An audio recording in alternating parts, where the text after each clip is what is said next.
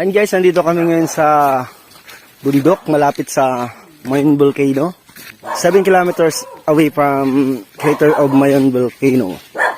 Tapos dito may nakita ako ditong bayasong kung tawagin dito sa lugar namin. Lemon siya pero sobrang laki. Bayasong. Ito may hinog na. Ayan guys. Ito. Ayan. Hingi tayo nito. Ayan.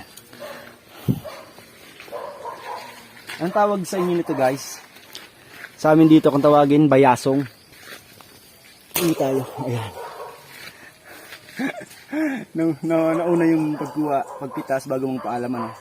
Pero dumaan na kami dito kanina. Sabi kunin lang daw namin. Ayun, pero sasabihin pa rin natin na nakakuha na tayo. Ayun guys, bayasong lemon ata to. Ibang variety lang. Malaki siya. Nakakapagod, nakakahingal guys kasi tirik na tirik talaga yung mga daanan namin. At dami namin dala.